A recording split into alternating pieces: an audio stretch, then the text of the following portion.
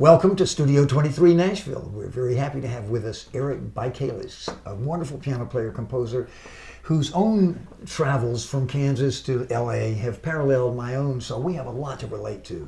I know we're going to be excited to talk to him today, and you're going to hear some beautiful music. Biggest star we've ever had here. Welcome to Studio 23 Nashville with your hosts, Jennifer Herron and Brian Cumming. Today's very special guest is St23Ep25EBikales. Thanks for joining us here on Studio 23 Nashville. I'm Jennifer Herron, Brian Cumming here, and I usually don't do this, Brian, but I needed notes because his resume is so long, okay?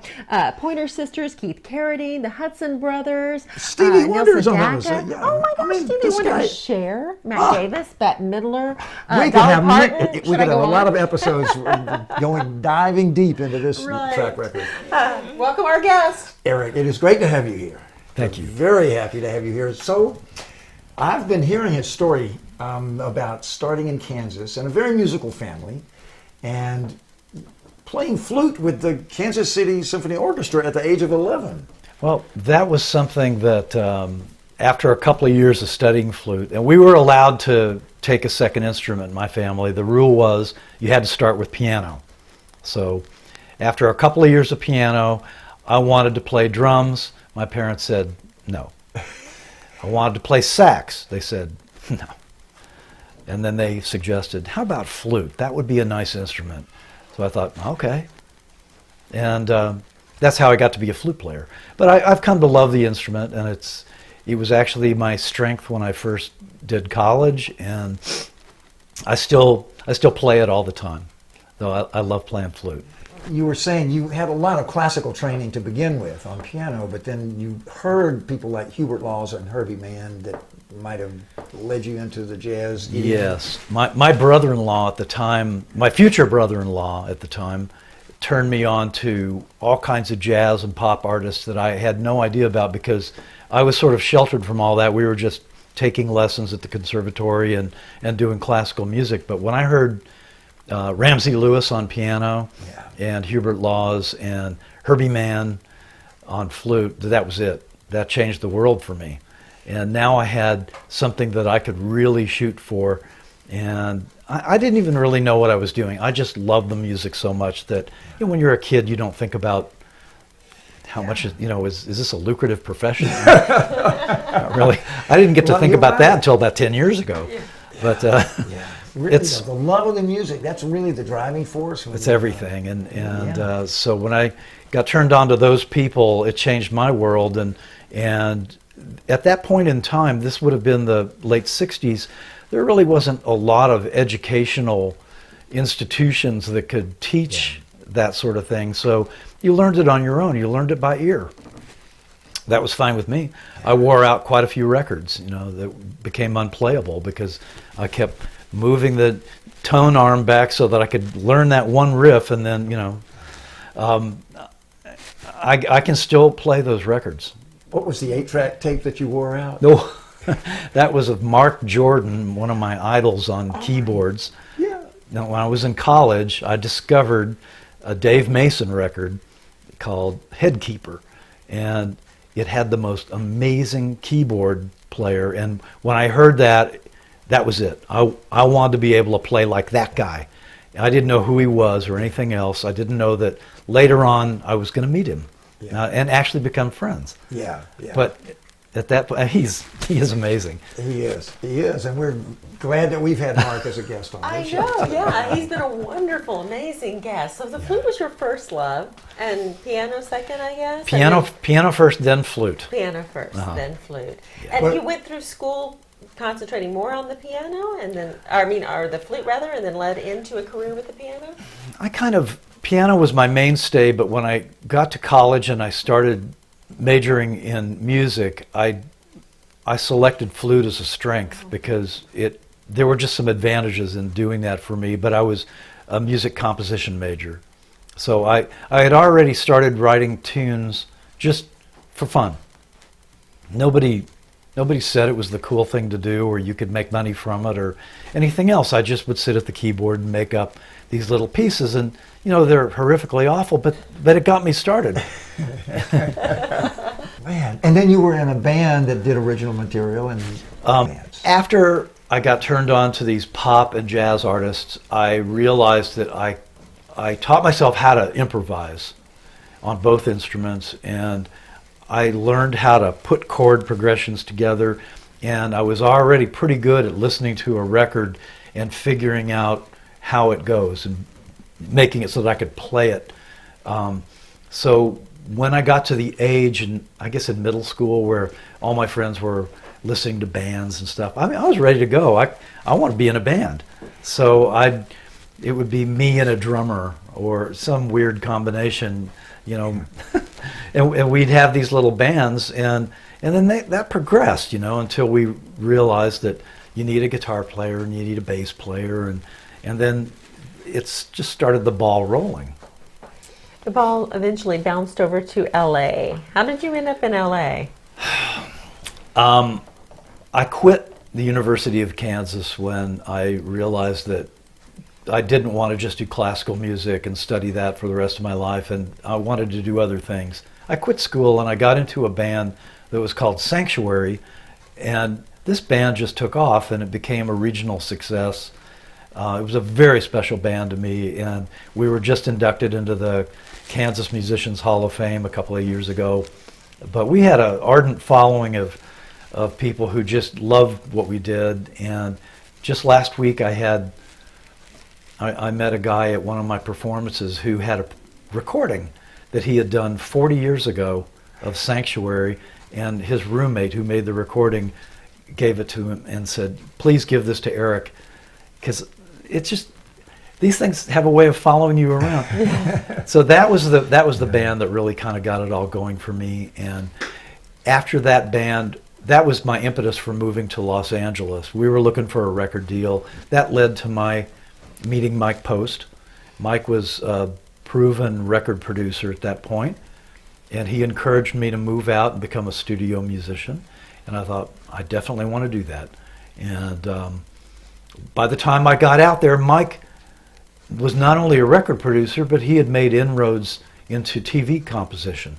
So now he was a hot TV composer, and he had done Black Sheep Squadron, A-Team, and Hill Street Blues? Hill Street. He hadn't yet gotten into that, but it was to come. On the way. Yeah. And he said, "Eric, you got to follow me into this. This is perfect for you, being that you're a little, songwriter and piano player, and you can write this kind of stuff." And he showed me how to do it, and I started working with him. And this would be the music we hear throughout the show in the different scenes when they're talking. Okay. Exactly. That kind of sets the tone. And I was one of a stable of guys who wrote for him. That we were all his team. We were not ghostwriters. There was no secret that we were writing this music with Mike, and he was always there when we were doing the sessions. It was all above board. So in that regard, we just got invaluable training from the best, and that continued on for a number of years. But I had enough time to go out and tour with different artists, and sometimes I'd do sessions for them. Sometimes I'd go to their house and rehearse them, like Cher or people like that. Tony Basil, remember her? Mickey. Yes. And, Mickey, you're so fun. Yeah. Oh, yeah. I remember. I'm an 80s baby. Oh, yeah. So it's like, try this song, and here, try moving it up a half step. No, do it back down, and you just work with them until they had it where they wanted. So that was kind of the rehearsal thing. I did that with Mac Davis, and then sometimes you'd be in the studio with them recording. Sometimes you go out on the road with them, and I wound up touring with several people, and then along came Neil Sedaka, and I had to audition for that job. And there were all the usual suspects at the audition, all the keyboard players. Like myself, they're kind of up-and-coming guys, and I see them around town, and, oh, this guy plays for so-and-so, and this other one has done this, and every one of them could have played for Neil. There was no question about anyone's capabilities. But, one guy gets selected for who knows why. Yeah. I happen to get that, and 34 years later, I'm still doing it. Wow, you've been with Neil that long? 34 years. That's amazing. It really is. I thank my lucky stars that I got that gig. Well, we've been talking about your great piano playing, so why don't we hear one of those songs right now, Brian? What do you say? How about this one called Healer's Wish? Healer's Wish. Yeah, this is is a very new song. recent song. Brand new song, hot off the press. It's not a week old. Wow. Well, I'm honored to have you perform it here. I hope I remember it. Well, let's see. Okay.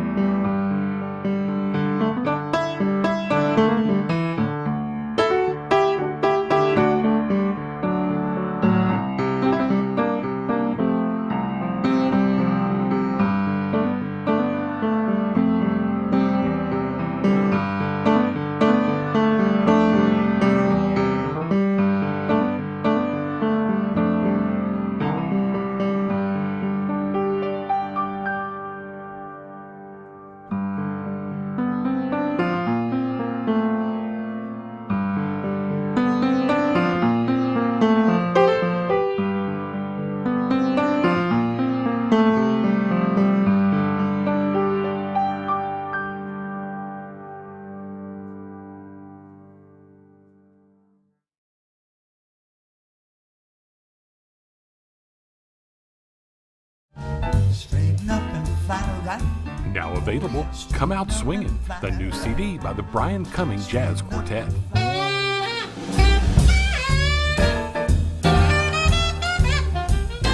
Come Out Swingin' is available at studio23nashville.com and all major digital retailers. Sing swinging. Come Out Swinging by the Brian Cumming Jazz Quartet. Get yours today. Be the envy of the neighborhood. Make your friends jealous. Be the first on your block to get official swag from Studio 23 Nashville, Pinkerton Productions, and Brian Cumming. Just visit our store at the bottom of the page and order yours today. I would like to revisit that section of LA where Lion Share Studio is located. Tell me about you being there and who you worked with and how you got there and what happened. Okay, well, this is really a weird story, and it's typical Hollywood, I guess. It's like 11 o'clock at night. I'm in my little guest house. I live alone, and I'm practicing writing. I'm just there trying to be in the music business, and I get a phone call, and it's a friend of mine who's down at Kenny's recording studio, which is called Lion Share. Kenny Rogers? Kenny Rogers. Oh. It's a first-class, world-class studio that he bought at, when he was really making a lot of hit records. And anyway, they were saying, Eric, come down to the studio. This is 11 at night. Come down to the studio and play synthesizer on Kenny's Christmas album. And I'm like, well, I don't know how to play synthesizer, and I don't have a synthesizer. And they said, it's not a problem. Just wing it. We've got one down here. I said, well, I don't know anything about it. I don't know how to what to do with it. And this is in the early days of synthesizers, where this is like can the make them very. sound bad. If you, yeah. I mean, you could buy a mini Moog and play one note at a time. So this was not yet a very useful tool for me. Yeah. All that was about to change. I said, okay, and I was kind of reluctant because I didn't want to make an idiot out of myself. And I'd never met Kenny Rogers before, so I drove down, and you go through the guard gate, and you have to get frisked, and you get in the studio, and everything's. You get shuttled up to the control room, and he's there with all these luminaries and people, and my friend Cindy Fee, who was the singer of my band back in Kansas, and that was my big connection, and I kind of knew Ken Vassy, who was in the first edition. And yes. Terry Williams was there, also in the first edition. Running Kenny's publishing company. Ken was running the publishing company. Terry was in charge of running the studio. The studio used to be ABC Studios. That's right. Very famous.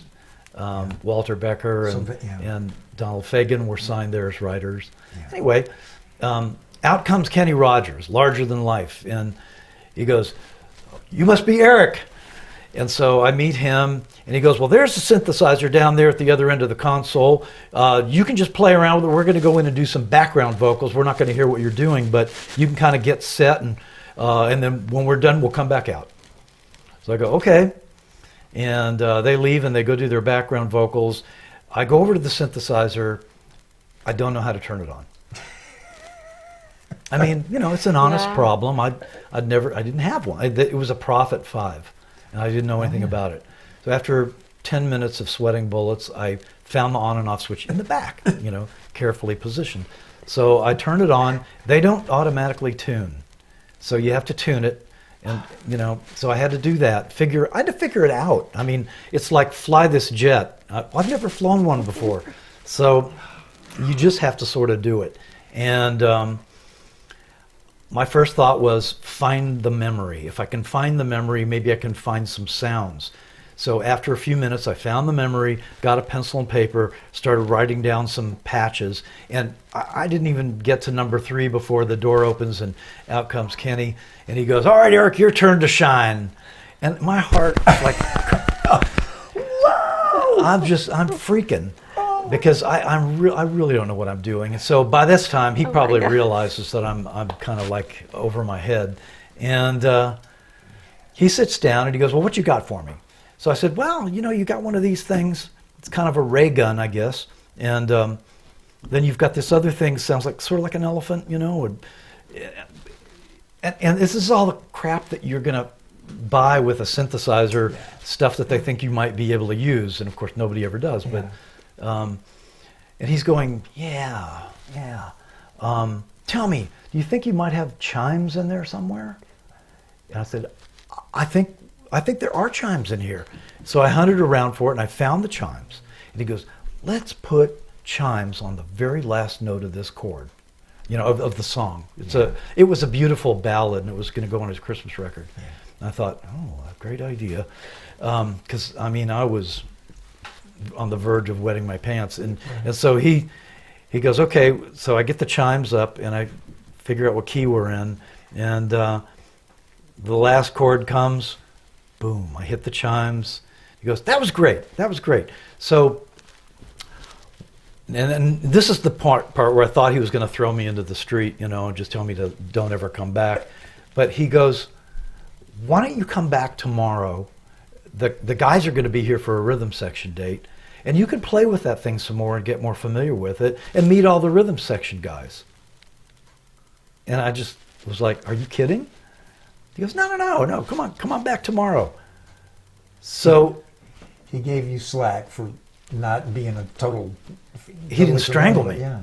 And he got where you were. I came back the next day. I met the guys. I played more with the synthesizer, and then just to top it all off, I got a check in the mail for both sessions.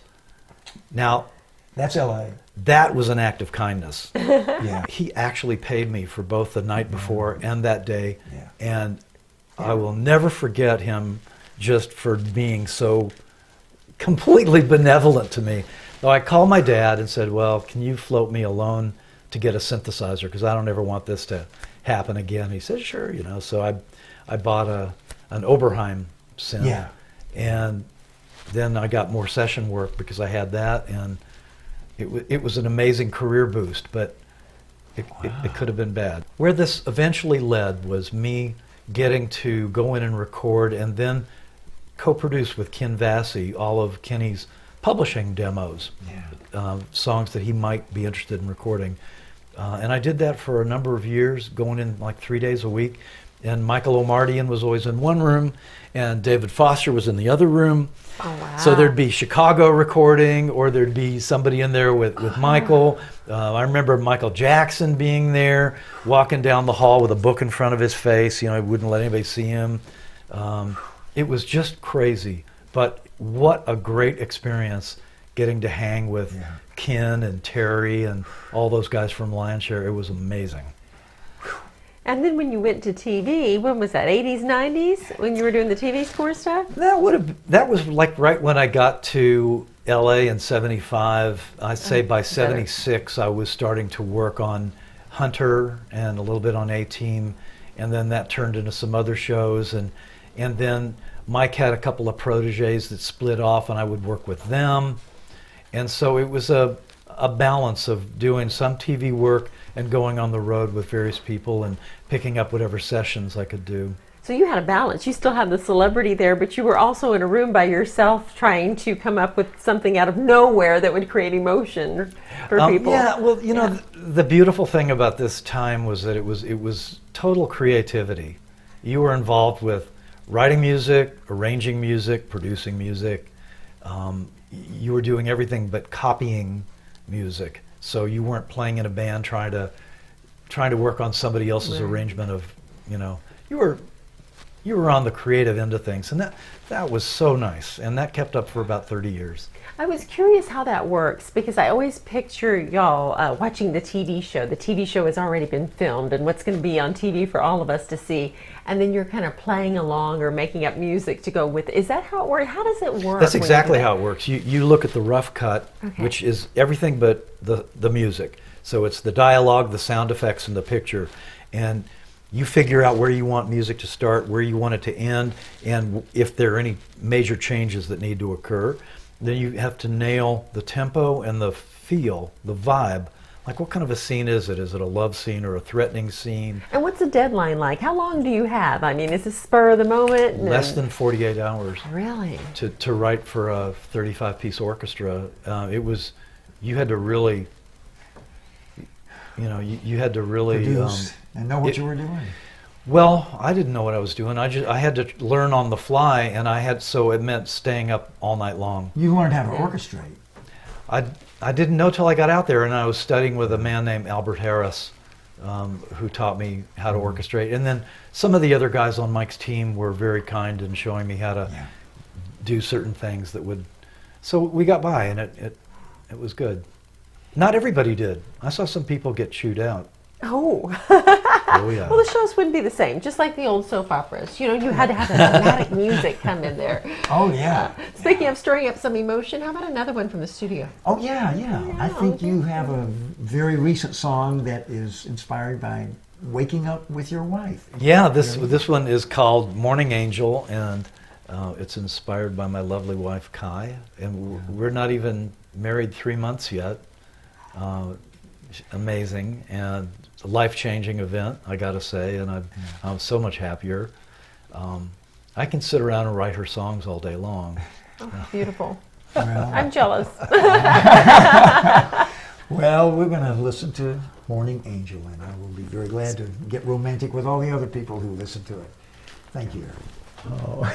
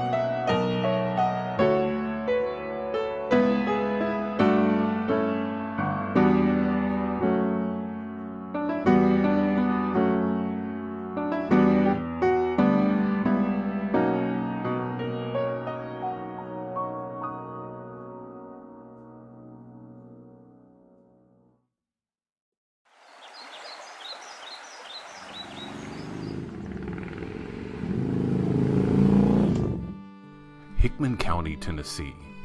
It feels a lot like home, or how home should feel. Come by, sit a spell.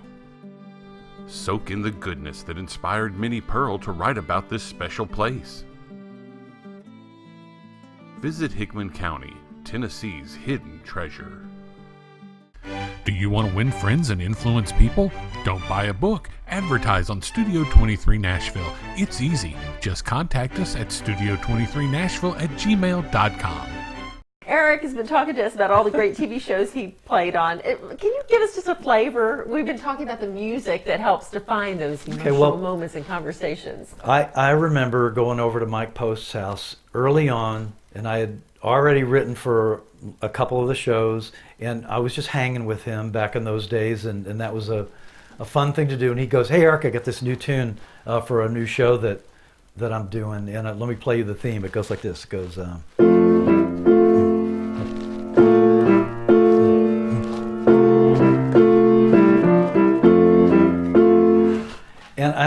that's a cool little theme. That's really neat, you know. And then he recorded it the next week, and that was Hill Street Blues, #1 record, Grammy. I remember, what was the other one that James Garner was the star of? Rockford Files. Yeah, Rockford Files. Yes, all those shows had defining theme music. Yeah. Oh man, he had his moment in the sun where it was everything he did was golden. And starting with Rockford Files, that was like the biggest theme that I think opened the doors for everything. And then Hill Street Blues and L.A. Law, and all those things were to follow. But man, his musical sphere and my musical sphere connected. You know, we had common territory. So I loved the stuff that he did, and he loved the stuff that I did, and I could go in there and relate to what he was doing, and it was comfy. You know, it was really nice. Yeah, and beautiful music so far. But what is this I'm hearing? Some music getting thrown out of somewhere? Yes. What? Yeah. I This cannot story. imagine. Go back to classical music training and University of Kansas. Yeah, being asked to leave. I remember that. Well, during my years at the University of Kansas, and I did 2 years in the music school, and this school just concentrated at that time on classical. They didn't, you know, even recognize pop music or jazz as being a legitimate art form. And I wasn't interested in the kind of stuff that they wanted to teach me, although it probably would have been good for me in hindsight, but I didn't want to do Milton Babbitt and John Cage and all those postmodern things, because I just didn't find the value in that at that point in time. But I do remember being in the practice rooms one day doing just a...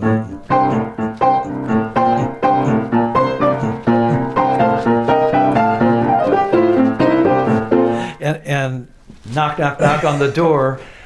"What are you doing?" "Just playing." "Well, you know, why don't you just come back another time when you're ready to do what you're supposed to be doing for school?" And I actually got thrown out of the practice room. For Boogie Woogie. Yeah. I like it. It took you where you were supposed to go. No, exactly. That's so interesting. Amazing. And it still is a very logical extension of starting with the Chopin, the Beethoven, and the stuff that you got exposed to and learned how to play. I love classical music. I will never stop loving classical music, and I listen to it all the time. I still have a repertoire of pieces that I kind of know, and sometimes I let them slide for a while, and then I go back and I relearn them, and I can usually play one or two of them. But they're, you know, classical music is terrific, and it's But always... if you wouldn't have branched out, you wouldn't have become an artist in your own right. It really affected the way I write and the way I think of music, the way it's organized, because classical music is all that Western traditional stuff from Europe, and it formed our entire basis of music here. You know, now I'm a teacher. I teach at a university. Well, that's not about music. The Academy of Art, San Francisco. And I'm an online instructor. I teach music theory, film scoring, and arranging. And so now I have to explain to my students how things work. And that's a great teacher in itself, to learn to articulate abstractions. And I've been doing that for about 5 or 6 years now. I love it. Eric, you went to Belmont for a while when you moved to Nashville. Is that right? I did. I finished my degree there. It damn near killed me, but I finished the degree. Was this a master's in composition? Or? You would think, but it wasn't. It was only a bachelor's, Oh. and it was in composition. And I didn't have the degree from KU because I quit, and I moved out to LA and never looked back. But then when I moved to Nashville, and we had remember the little recession? Yeah. There was nothing to do. So I went back to Belmont and finished. I actually went there looking for a job as a teacher, and they said, your resume looks really nice, but we can't hire anybody that doesn't have at least a master's, and hopefully you're working on a doctorate. Yeah. So I thought, okay, well, that's the end of it. And they said, why don't you enroll here and finish that degree? You'd probably feel great about being a college graduate, and which was true. Yeah. And so I gave it a try, and it took me 2.5 years. I was already in my 50s, so this was really difficult to go back and do what students do. Jump through all those hoops and not get paid. Yeah. And stay up all night doing assignments for teachers that make it seem as though their class is the only one you got to worry about. It was difficult. I would be curious about your observations about how the music education in particular had changed from the time that you were at KU to Belmont. It was 2 decades later, I guess. And we know that a lot of music schools, in fact, Belmont itself is a great example of how a music faculty, a music curriculum, really reflects much more popular music and the things that were missing earlier. Even KU accepts jazz and pop music Oh, now. really? I don't think they're throwing anybody out of the practice room for. No. Belmont is a fantastic school, and the faculty is second to none. The students are great. It's really a great music school. I'm so glad I went there and lived through it. But I got a lot of help from the faculty, and it's changed, I think, all over the country because I think that they've learned to embrace what is needed for a real career in music, of which classical music is just a part of, not the whole ball of wax. But the funny part about it is, the part that's so hard to balance is that the music business, as everyone knows, is changing rapidly. And we don't know where it's going. We don't even know where it is. So to fashion an educational system that caters to a moving target can't be easy. Yeah. But what we do is we just try to prepare students to be the best musicians they can be. Yeah. And you got to just leave the rest up to what the business has in store, or you could go to business school, music business school. Well, another thing that you've seen change a lot is like the technicalities of scoring.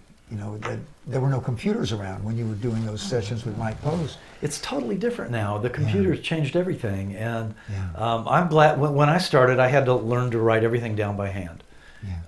Now nobody does that. I make my students do it because they need to know how to write a chart quickly for like maybe they're going to play in a band and they get a new member and they need to write a chart for them. They need to know how to do that. And there's different systems of charts. There's notes, there's which is the old classical way of notating, and then there's chord charts, and that's a different art form to be able to interpret a chord chart well when the notes aren't written out for you, just the name of the chord. And then finally in Nashville we have the number system, which is this is a thing that's known only to this region, but you got to know how to do it if you're going to live here. You got to know numbers, and they're good because they teach you to think differently about what you're playing. Do they teach it at Belmont, the number system? I had a close brush with it. Yeah, I think in my music analysis class, I think Dr. Belfilio covered that. There are books, I know. I've seen textbooks on it, but I'm not One. sure. I've seen one. Chas Williams has a great that book the on one? it. I think it's the definitive book, so we all read that. And I give it to my students to read, and it's not hard. I think the funniest thing about it is that it's very open-ended. There's no set way of doing any one thing. One guy writes and reads this way, another guy does it a different way. If you want to put 2 chords in a measure, one person will underline it, another person draws a box around it. It means the same thing, but you have to learn these little ins and outs so that you can navigate. But it's not that hard. Oh, I think it's amazing for your students because not only have you had all of this education, but you have lived that life. So it's a reality check too. You know, you're giving them the real life experiences as well. So they can apply that. I think I like teaching because I like the idea that I think I have something that I can give back at this point. Even if my experiences are a little Neanderthal, because I mean that business doesn't exist exactly the same way. You know, it's still it's worth hearing people who've been through, you know, who've been in the trenches. You've got to listen to what they say and you know, use that information, because what we have now is just a different iteration of what we had before. Yeah, and I think there's something really valuable about just the physical experience of writing down the notes that come to you, and just as much as playing the notes on a real piano that produces acoustic sound. You know, a synthesizer is a wonderful instrument, but if there had not been a piano before, then what? You know, I mean, we kind of take for granted the things that are like acoustic and real, and you know that show that you're a musician or a singer. You know, that you have to do something physical, and then here come some tools that can extend it to another place. But if you start with pushing a button and then there's a groove, you know, it's. You know, I feel like we're in touch with something real. That's a whole other show, Brian. You are a master, though, at creating emotion. And when he plays the piano, I can envision a whole picture. I can envision a movie. I mean, you create so much imagination with your music. And there's a song in particular that I'm thinking of that we have to hear that does just that, right? Follow Your Heart? Follow Your Heart.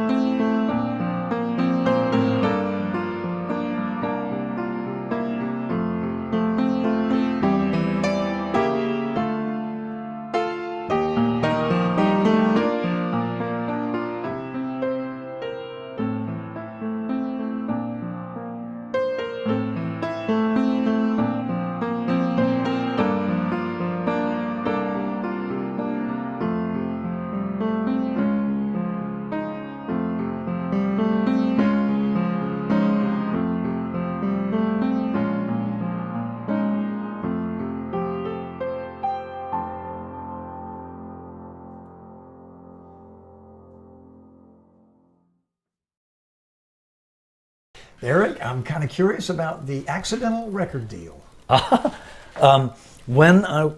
Toward the end of my stay in Los Angeles, I just did a project like any project you would do, it was to write music to a video. So it happened to be a very relaxing thing that the guy called Tranquility, and it was just time-lapse photography of flowers coming up and ocean waves and all this stuff. It was meant to relax people. How long was it? Well, it was 45 minutes, so it was like, Wow. So he needed musical segments, and he asked me if I'd be interested in writing music to that, and I thought, yeah, I would love to do that. And I didn't know anything about New Age music per se, but because of the nature of the video, you have to write something appropriate. So it was a lot of slow-moving notes, and the other stipulation was that it had to be all electronic, that we couldn't, because of the recording process, we were limited. We couldn't use any acoustic instruments, no piano, no flute, nothing so it was all synthesizer. What I did was score various sections of it, doing it the way I was taught to do it, which was to write out all the parts, at least in a 5-line sketch. And I figured I could flush it out, from there. But I had everything all sketched out, and this from my training in TV. I mean, the tempo markings are all exact. Everything is in place. And I went to a studio a friend of mine owned that had tons of synth gear. And I went wild, and we made this record called Tranquility, and it turned out really cool. It was actually very simple, and a lot of simple themes, and it worked well with the picture, so everybody was happy. They were taking it around to trade shows, and the people at trade shows were going, yeah, we love it. Could we get a copy of the music for our car or to play at home? And that's when the guy that owned the video company thought, maybe we should make a record company out of this, and Eric can be our artist. So that's exactly what happened. And to make a long story short, it just caught fire, and there was a radio station chain at that time called The Wave, and they played New Age, Yeah. and we called them up to find out if we could maybe get them to listen to it, and they said, no, we're already playing it. So. Wow. And then we'd tune into The Wave, and they were playing it. They were pumping it, a lot. With you as the artist? Yeah, pronouncing my name correctly, everything. Wow. It was really the first time I'd ever heard my music on the radio. So it was a big thrill for me. Yeah. And this kept up for like a month, and we were on the charts at number 14 with a bullet. And that's when the guy that owned the company decided to pull the plug, because there were a lot of financial demands being made on him to come up with the money to manufacture the product, the CDs, Yeah. to get out to all these different record stores, because that's the way you did it back then. Yeah. And he didn't follow through with that. He didn't understand the concept of using other people's money, I guess, and so he pulled the plug on the whole thing. It was just very sad, but it was such an amazing run that did so well. And of course, all the other record companies like Windham Hill and the other companies that were in that genre, they knew who I was from the play I was getting on The Wave. So I thought about maybe getting a deal with another company, but it never really happened. And I was on the road all the time and doing TV stuff, and it just kind of fizzled out, and it didn't get rekindled until just recently, when I really decided that I want to focus more on my own stuff and do that artist trip again. That's really fun. I really like this. I've put in my dues being, somebody else's player. Yeah, and I've done that my entire life. I want to do this now. And so what's the latest project? It was just a project. Now I've got another project that I'm working on, and that Follow Your Heart is the title track of the CD that I've done. And I'm about to go in and do another track, and I've got a couple of things that I can't really talk about that are in the works. And I'm very excited about the possibility of that. And so it really looks like at this point, I'm getting airplay on The River of Calm, which is a New Age internet radio chain, but it's heard in about 150 different countries.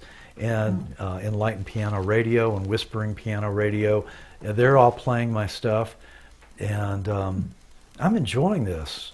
So house concerts, small venues, I'm there. I love it. It seems very gratifying to be out front. You know, everybody wonders, who is that playing that beautiful music? Now we know. You're out front. Yeah, for us to know. There are a lot of people doing it. There are a lot of people doing it, and it's a lot of fun mixing with the other people who are kindred spirits. Wonderful. It sure has been a treat to hear these stories and to hear your music. I'm just really glad for this chance to be with you, Eric. Thanks so much Brian, for being here. thank you so much, Jennifer. Yeah.